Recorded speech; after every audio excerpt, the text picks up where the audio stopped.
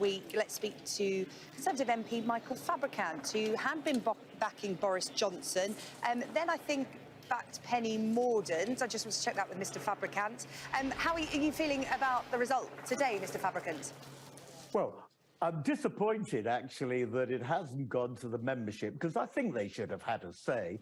You know, there are 200,000 members. I was brought up actually working in the Conservative Party, not for pay, but as a volunteer. So I fully recognise, you know, the work of them. But you know, I'm pleased with the result. I mean, you say I was sort of like backing Boris and then I was backing Penny, like I was switching all over the place. I mean, what happened was Boris, surprisingly, and I must say rather disappointingly, decided not to go ahead. I then nominated Penny because I wanted her to get the 100 votes, just so that there would be a say that members could get involved in. And I think it's very unfortunate they've not. But as you quite rightly say, we've now got Rishi. Rishi is a technocrat. I'm sure he will do an excellent job. And boy, oh boy, we've all got to pull behind him. Though, as Beth Rigby correctly said, I'm afraid party politics can be pretty vicious. Yeah, it seems that it's OK to change your mind in the Conservative Party. You're not alone. Plenty of your colleagues have done the same. But we have got Rishi Sunak as your new leader and the country's next Prime Minister. You touched on it there, and it's something Penny Mordaunt said in her statement when she pulled out of this race within the last few minutes of the race. She basically said that, look, we've now got to get on with it. We owe it to the country, to each other, and to Rishi to unite and work together for the good of the nation. It seemed that she didn't have the numbers, or if you speak to people in her campaign, she perhaps did, but she pulled out because she didn't want it to go to Friday. She didn't want it to go to the membership, because we saw what happened between Rishi Sunak and Liz Truss. The Conservative Party, quite simply, couldn't afford that kind of division again.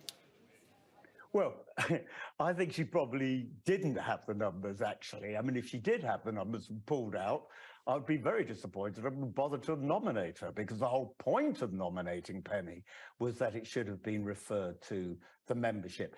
Now, look, you're right. I mean, the last 3 months have been ridiculous. There's been turmoil. There has been the complete anarchy in the Conservative Party, and we've got to pull it together. Should we have gone for another 4 days and had the membership involved? Well, it would have prolonged the 3-month agony by 4 days, but, you know, I think it would have been worth it, just so that there could have been that element of democracy within the Conservative Party as a whole. Because the Conservative Party is not just the MPs. The Conservative Party are all the members of the party, of which I gather there are around 200,000. So, as I say, it is my regret they should have been involved. But anyway, they're not. Yeah, and we've now got to back Rishi. You're disappointed the members didn't get a say. You know, a lot of our viewers, the public, are very disappointed that they didn't get a say on who the next Prime Minister will be. You know, calls for a general election. Can you explain to our viewers why the Conservative Party, who are seeing their third leader, third Prime Minister in 7 weeks, won't grant the public a general election to have their say? Yeah, well, I can fully understand that view, and I have a huge amount of sympathy with it. But, you know, the reason is the same reason that was given by the Labour Party when Callaghan took over from Harold Wilson, and more recently when Gordon Brown took over from Tony Blair. There were calls for a general election then, but we don't have a presidential system. We elect a party into government. We don't elect a prime minister. When people vote in Lichfield, they vote for Michael Fabricant. They're not voting for Boris Johnson or whoever. And that's the point. We're not a presidential system. But I have every sympathy. And look, within the next 18 months or so, there will be a general election and people will be able to make their choice. But can I just pick you up on one thing? You were saying earlier on, which I thought was a little bit mean of you, if you don't mind my saying, that Conservatives like changing their minds. Because we had to switch from Boris Johnson and then to Penny Mordaunt. We didn't have to change our minds. What happened was, because Boris Johnson wasn't around to vote for, I could either waste my nomination or I could vote for somebody else. So I voted for Penny in order, and I failed. Well, let the membership vote. OK, well, if I were to be really mean, I would say some of your colleagues, your MPs, some cabinet members came out publicly for one candidate when it when they found out he wasn't running, quickly switched allegiance. A lot of people may say it's to make sure that they're in with a shout of getting a cabinet job, retaining their position. If I were going to be really mean, I could have said that. But well, if I was, I appeared once in that marvelous television series House of Cards, so I could say, well, you could possibly say that, but I couldn't. Okay, well, let me say that then, Michael Fabricant. Right, let's talk. You said it, not me. Let's talk about what's going to happen next, because looking at the polling, if there were to be a general election, as you pointed out, there isn't. You know, that's constitutionally not possible unless the Conservatives were to grant one. Labour would win. How is Rishi Sunak and the Conservative Party going to turn that around? And you haven't got much time to do it because, you know, we're looking at being in general election territory in 2 years. You've got local elections coming up in May. And Tories on not just shaky ground, but look like they're going to be wiped out. Well, it is going to be tough, and you're absolutely right to say that. Look, all we can do is prove competence in running the country.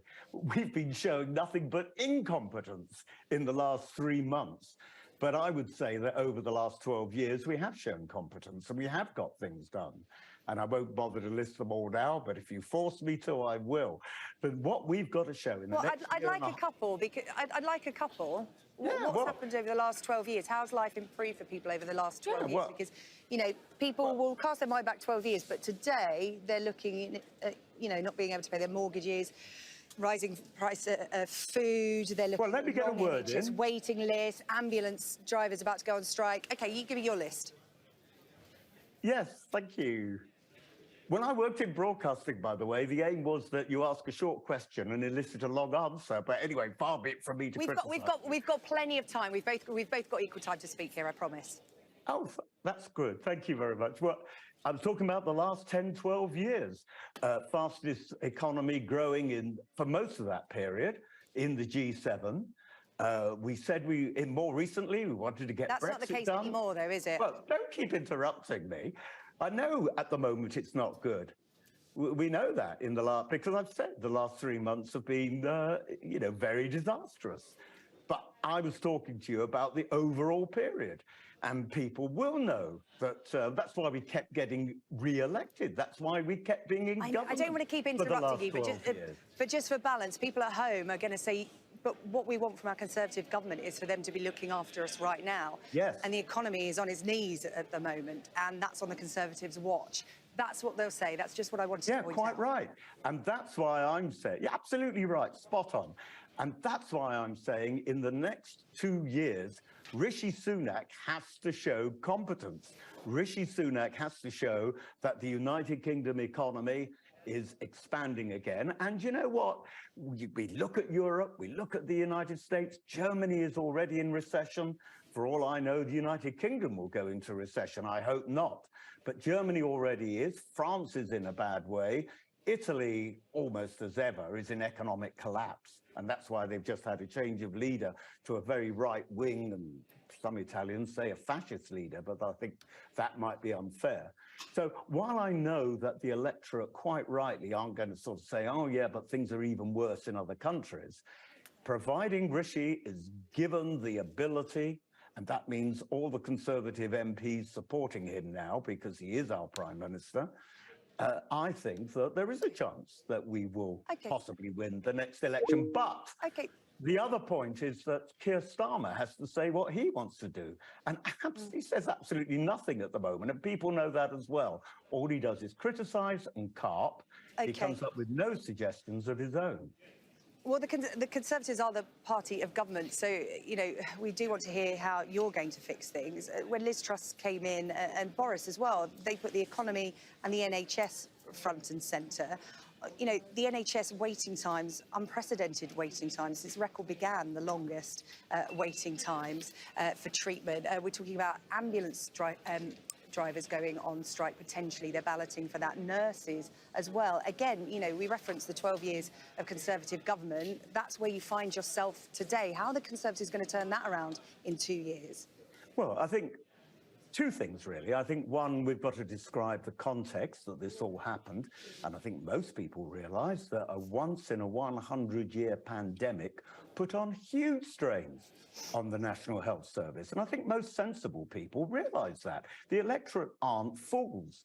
But I don't want to get boring. The task now is for Rishi Sunak to provide a situation whereby we do rectify this, but it is going to be tough. I fully recognise. It's going to be tough because they're talking about public spending cuts as well. There's all this chopping and changing with, tax cuts, no tax cuts. But we do know that the Chancellor has gone around to all departments asking them to make savings. I'm sure, the Department for Health won't be exempt from that. In terms of, public spending, are we looking at austerity under the Conservatives? As you said, because of forces, not necessarily because it's a choice that the Conservatives want to make, but as you said, forces outside of the Conservative Party control. Are we going to be forced into austerity? Well, Jeremy Hunt addressed the 1922 committee last week, and he was asked that very question. Are we going back to austerity? Although I would argue, by the way, that historically austerity was after the First World War, when people were walking around in cardboard shoes. So, I mean, it's not quite austerity by the economic definition of such. But he knew what we meant. And the answer is no. He said, no, we're not going back to that period. And we're certainly not going back to that period in 2010, when we had to make huge cuts because of what we inherited from the Labour Party.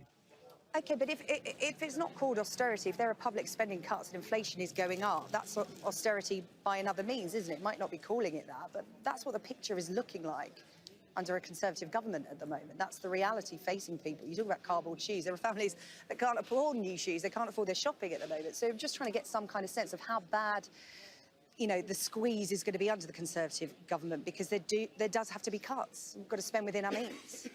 Well, that's not a question for me, is it? That's a question for a Chancellor, and we are going to get the budget in the next couple of weeks.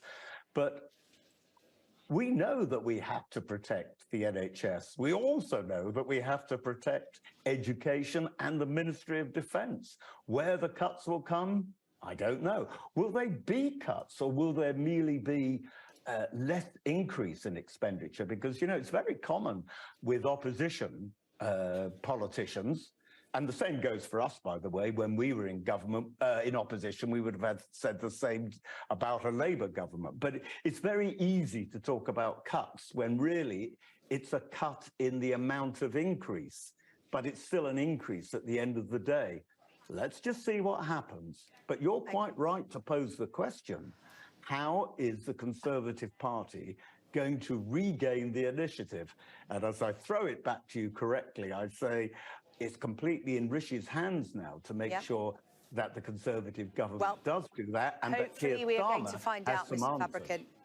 Pardon? Hopefully we're going to find out, Mr. Fabricant. We are hoping to speak to Rishi Sunak on camera a little bit later on today. Thank you for your time, Michael Fabricant, Conservative MP.